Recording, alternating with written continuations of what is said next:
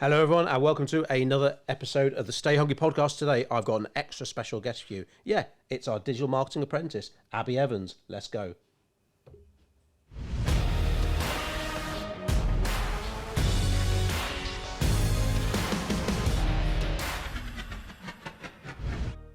Hey Abs, how are you? Hi, I'm good, thanks. How are you? Your first podcast. I know. What do you reckon? Yeah, it's exciting. Water off a duck's back. It would be a lot easier if I turned the video cameras off.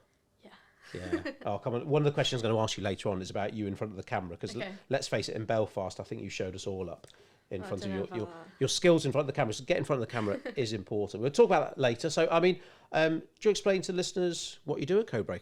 Yeah, so I mainly help with ads. Recently been doing a lot more copywriting. Okay. Focusing on like SEO as well with pod.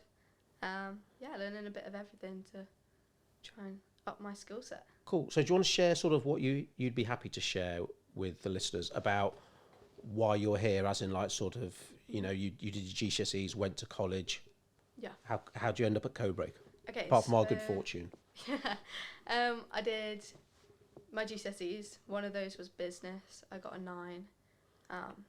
Right. So 9 old school money is A star. What happened to A star? Fucking hell, there's A double. I know, they added another one on. Bloody hell! So A to A star, thing. or is it? And they didn't end up with an A triple star. So No. A star's a 9. A star, yeah. So what's a 10 then? There isn't one. 9's the highest. Yeah. Well, that's just silly. Right. Okay. So you got a 9 in what? In business. Right. So always enjoyed it. Was good at it. So then I took that on to A level. So I went to Shrewsbury sixth form, and I was doing business, music, and psychology. Okay. Did that for 6 months and just wasn't enjoying it at all. What do you think about psychology? My degree's in psychology, and my eldest daughter's just started it for her A levels. Yeah. Psychology and criminology and something else. It's interesting. And did you enjoy psychology then? I did. Yeah, that was probably like my favourite one because business was like a repeat of GCSE basically. Okay. I reckon if I'd given it longer, probably would have got more in depth, but. So what was it that sort of prompted you to think, actually, I think I'm better suited to working at an apprenticeship level rather than staying at college? I'm just a lot more practical. I've always enjoyed like hands-on stuff, and college just wasn't giving me that. Like it's just sat in a classroom for hours on end, and then you come home and you got more work to do, and balancing that with like rugby and everything just wasn't working. So yeah, I spoke to my uncle, who was actually hiring for an apprentice at the time in like the car industry. Right. And he was like, definitely recommend looking at apprenticeships. So had a look round, and I'd spoken to my business teacher actually because I was performing well at sixth form level. They were supportive. Yeah, they were. He was really supportive. He was like, I reckon marketing's your strongest point. I was like, okay, I'll have a look in that, and here I am.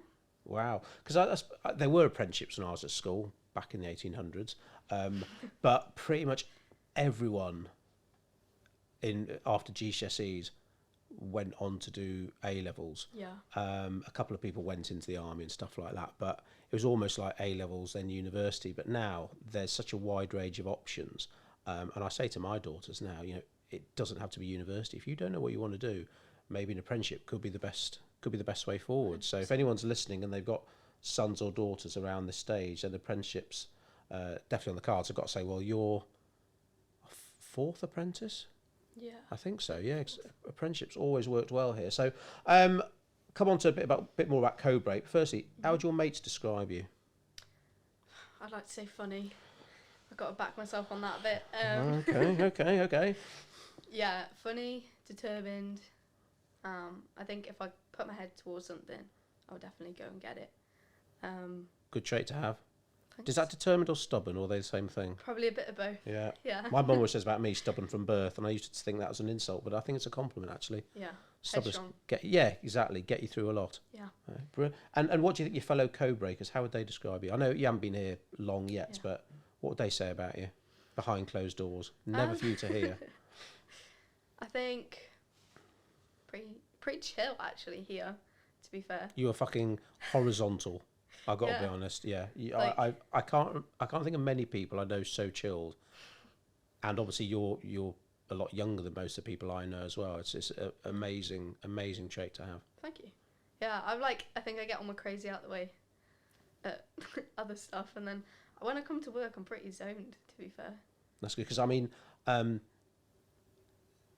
lot of people can flap, and don't get me wrong, there's shit that can happen in life and in business that will make most people flap, but it's always a good trait to have in a company. There's someone who, at least on the surface, is pretty cool, and if you ask them to do something, their first reaction won't be to think, oh shit, what do I do? Because that kind of attitude, there's nothing wrong with that attitude, but that can easily rub off. Yeah.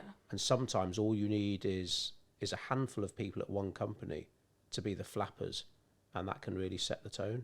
So no, chill. The funny thing, I'm sure I've seen that a couple of times, but the chill thing, definitely agree with you on that one. So obviously you know one of the things here about Codebreak, about staying hungry, and one of those things is staying hungry to learn. Yeah. And there's a quote above you now for anyone not watching the video. Henry Ford: anyone who stops learning is old, whether at 20 or 80. So what are some of the favourite things that you're loving learning about at Codebreak to help our clients? Definitely copywriting. I've been doing a lot of that this month in particular. Like, it's completely different to anything I've done before. Like, the last time I wrote was GCSEs. And so GCSEs, you still have to do English language? and English language. Do you have to do English literature? Yeah. Oh, right, okay. What numbers did you get for that? I got a 9 in lit and an 8 in language. Shit. What's the lowest grade you got? 5, which is what? A C. In what did you get? That was in maths, so I was quite happy with that because it's not my strong. I think my GCSEs, 2 C's, and one of them, I think physics and maths are my C's. Yeah. So yeah. So I mean, numbers are quite important here, but knowing what numbers to look at and what they mean, that's the important thing. So go on then, tell me about the copywriting. So copywriting for ads and blogs. Done some newsletters as well. Yeah. Getting a lot better at it. Like, it's just cool seeing my progress. Like, I look back at the stuff that I did even 3 weeks ago, and I'm like, wow. Up for sharing a few copywriting tips or some of the things you've learnt that maybe you didn't know about before? Yeah, keeping it to the point. Like, avoid the waffle. Love it. Like, use of emojis, but definitely not too many, because you don't want to make it look cheap in a way. Okay. And a good headline. Keep it short and simple. Very important. Yeah, we do a lot, email subject headers, the titles of blogs. We're doing a lot of research into headlines for landing pages now, because again, attention spans are so short now. If you don't grab them quickly, which is often a combination of the headline or the first sentence and the image, then all that hard work, I'm always saying, you could have spent hours crafting the best email in the world. If the subject header is latest newsletter, hardly anyone's going to open it, and that's all that good work undone. So no, that's really good. And I mean, when it comes to your learning, what are your favourite ways to learn? Are you books, podcasts, YouTube? How do you best learn? Definitely visual. Oh, okay. If I can see someone doing it and then try it for myself, get feedback on it, that's... So how does it work here then? Say if, I don't know, Poddy's trying to show you how to do something. Yeah, so let's say building out a newsletter funnel. Okay. Ask Pod to show me how to do it first, and then we'll do one together, and then the next one I'll do it all myself, and then he'll give me feedback on how I've done it, and then keep improving to the point now where I don't get feedback really. It's that's good, and then it can go out. Nice, cool. So what else are you doing about for the copywriting? What else have you been learning lots about? Lots of ads stuff. So stuff very generic. So share some what you learnt about, without giving all our secrets away. Some of the cool stuff you've learnt about ads that might help our listeners. Sometimes simple's better. I think me personally as well tend to overcomplicate things because you think, we can all do that. Yeah, you think it's got to be complicated for it to be good, and actually, like you said, attention spans are so short nowadays. People just want to get to the point, and if you can get to that fast, then you're much more likely to sell. So. Yeah, it's a challenge sometimes, I find, trying to explain this to a potential client, because sometimes when when you talk about keeping things factual, to the point, no fluff, sometimes it might come across as being like hard or harsh. Yeah. And it's not that. It's just, well, it is direct response copywriting. It is making sure that sometimes if you fill your copy full of adverbs and adjectives, you know, you're not writing a novel. And when it's over embellished like that, it can almost come across like you're not confident enough in the product and service you're offering. Mm-hmm. Hence, you need all these extra words. So I think it's a fine balance between that. So go on. I was just going to say, like, just for an example, I was on Instagram the other day, and I bought these grip socks, which are Fucking like... hell, what are grip socks? So basically, you wear them when you're like playing rugby or something, so that you don't slide around in your boots. So like your footwork gets better. My friends have had them before, but I'd never really been interested. I was going through Instagram, one popped up on like a story ad, and I was like, oh, and it didn't have like barely any copy. It was just like the offer and the socks, and I was like, yeah, okay. And I bought them there and then. Whereas I think if there was like a lot more to it, I would have gone, nah, I can't bother to read all of that. I'd say one of the biggest things we find when we take over a client's ad account is that, there's usually a lot of waffle and also not enough split testing going on. So sometimes I guess maybe long form can work, but you won't know unless you're split testing it with short form. So obviously you mentioned rugby a couple of times then. Mm-hmm. So for anyone listening, tell them what your rugby story is then. Because let's face it, you are fucking good at rugby, right? Oh, thanks. Yeah, I'd like to think so, but... What, one level down from professional? Yeah. So I started when I was 6, doing tag rugby. I lived in Qatar, so I was doing it there. And then when we came back, it was like straight into contact, but I would have, like, at that point, I would have still been with the boys. What age was that then? 9. What, proper full contact, full tackling? Contact, yeah. Oh, I thought that stopped till people like 16 or something. No, oh right, they've taken it down. So, yeah, I would have been straight into contact with the boys. Obviously, going from tag to that, I was like, no. Okay. So I stopped for a couple of years, and then year 7, we had someone come in from the RFU to do like a session. I was like, oh, actually, this is really cool. Just got back into it, and then I had a ligament injury in my ankle 2 seasons ago, and it put me out for a full season. I had to do like a lot of work on like my mindset during that, because it sounds really harsh, man, getting like serious injuries at a young age. That must be difficult. Yeah, it was not the most fun time. So what did you do to work on your mindset to get you through that period? I was talking to my coaches at the time, and it was basically just, what can I do now to benefit myself in the future rather than dwelling on what's happened. Where your focus goes. Yeah. Excellent. Exactly. So I was doing a lot of physio to try and get myself back as quick as I could. And I did. So the start of the following season, I was straight back into it. And that season, I got into North Mids, so county rugby. We were undefeated all season. So. Blimey. Right, okay, okay. And then from there, I got scouted for trials for Centre of Excellence for Worcester Warriors. So that's where I'm playing now. Wow. So do people underestimate you? Because you're not massive. No, I'm trying to think of, choose my words carefully now. You're quite, I wouldn't say slight, small. Is that fair enough? I mean, you're not speaking to a giant here, so, but yeah, so how tall are you? 5'2". Right, okay. So like, yeah, by no means tall. So who else is that kind of size in the team? Not many. Right, okay. And how do you use it to your advantage, or what else have you had to develop to sort of not make up for that, but to ensure that you can play at a level with these other guys? A lot of strength and conditioning. So I'm at the gym like 4 times a week whenever I'm not training. Right. Scare the listeners then. How much you deadlift? 120 for just a single pull. And can I ask you to share how much do you weigh, or is it? Yeah, that's fine. 50 kg. So you weigh 50 kilograms, and you're deadlifting 120. Yeah, on a good day. Okay, now there we go. So anyone who's into weightlifting will know just how impressive that is. Way over double your weight. Yeah. That's like, so Poddy must, no wonder he doesn't mention his bloody weightlifting scores anymore. Yeah. I don't like to brag, but that's brilliant. And you're injury free at the moment? No.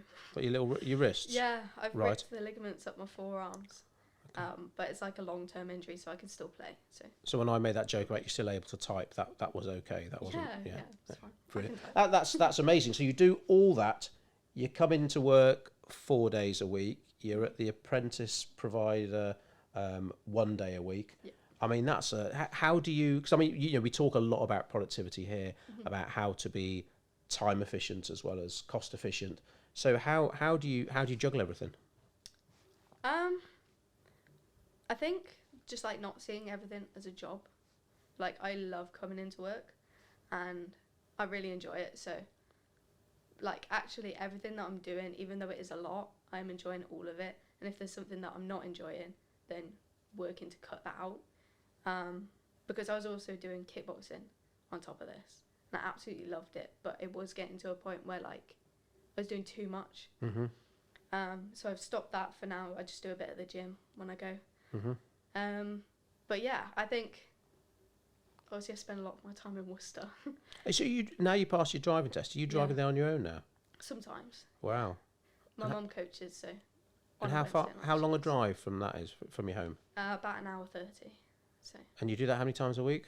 3. Shit, that's impressive. Yeah. Do any of your friends think that you're a lot more driven than them, or are they all like you? I think it depends what group.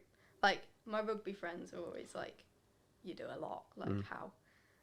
But I've got a good like tight group of friends who are at sixth form at the moment, and they're pretty driven. I think if you surround yourself with the same type of people, then you just push yourselves to be better.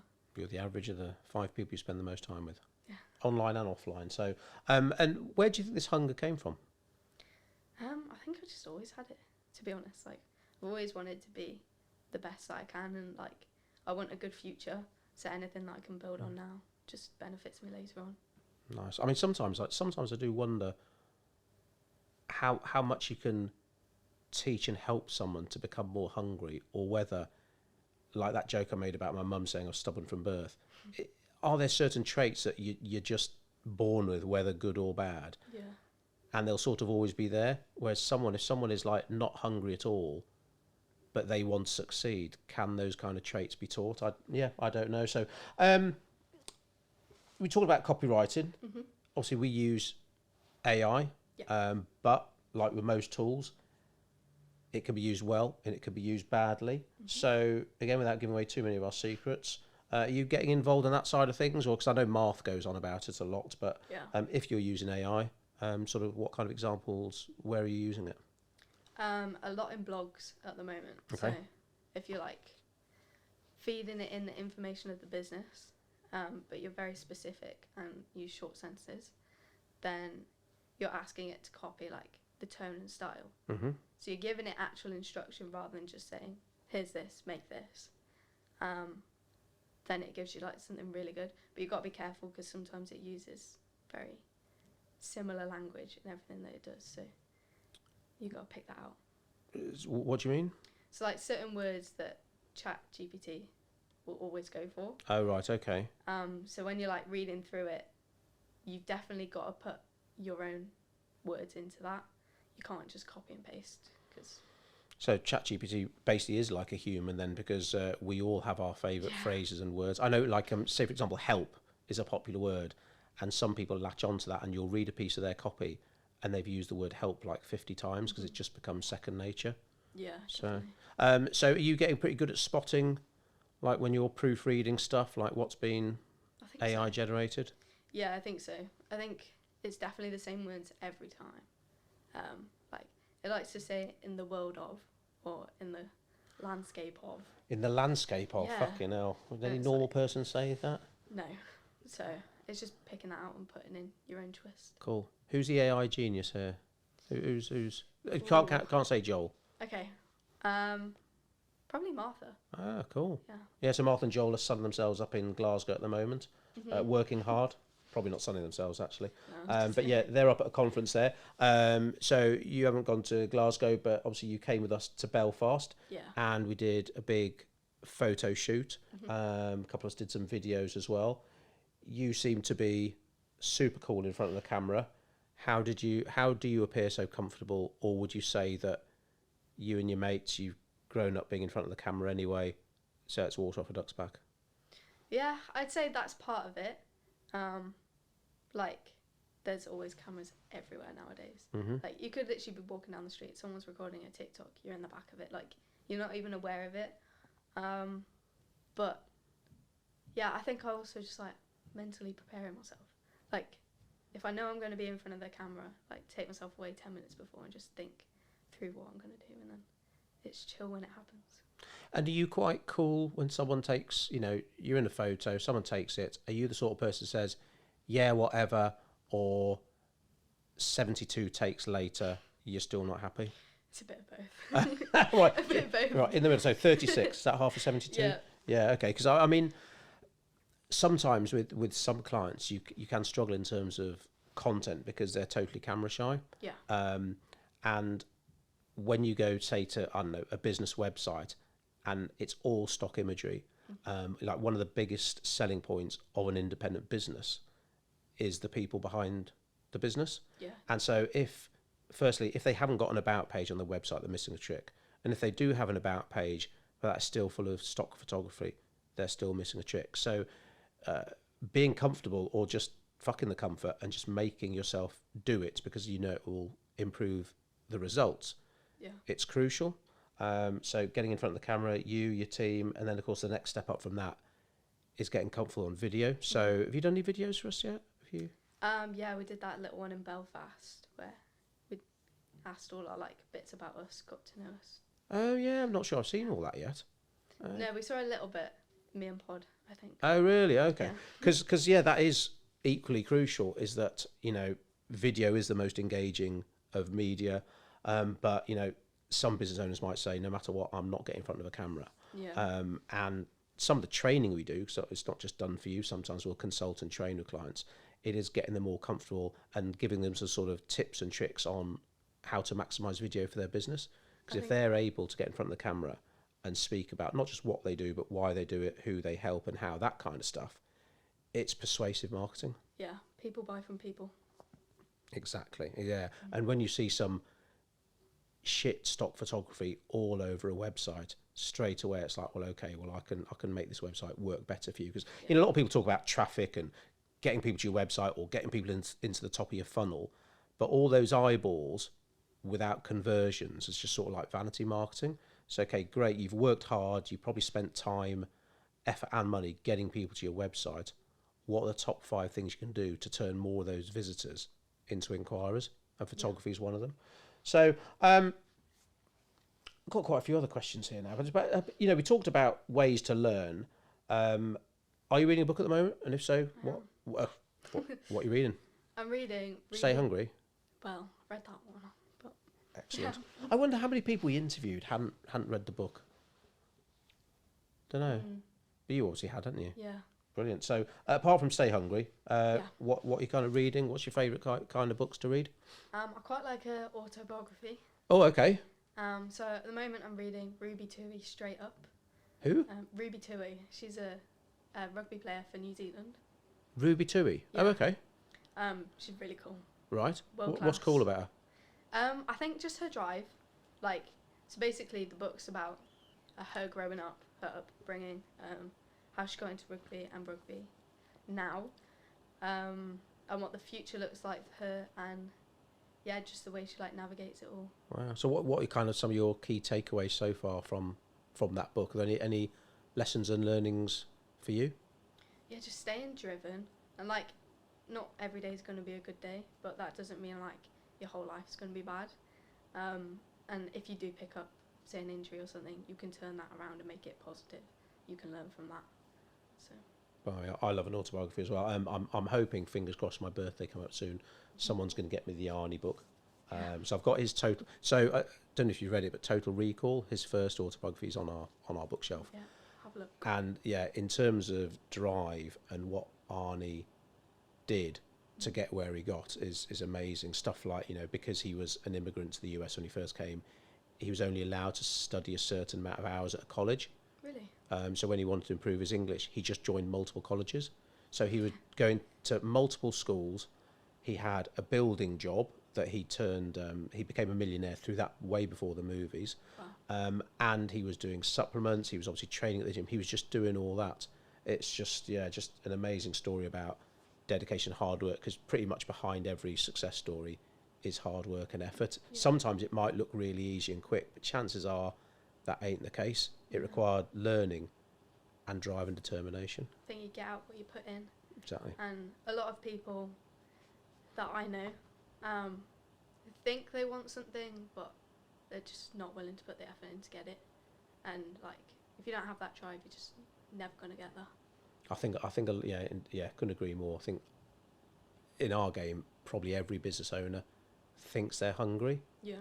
Just like they think they're busy, but when it comes down to it, how hungry are you? Are you going to get up at 6 and go to a networking meeting? Are you going to drive down to London for a conference? And they're like, well, no, not really. And sometimes that's just a hard realization.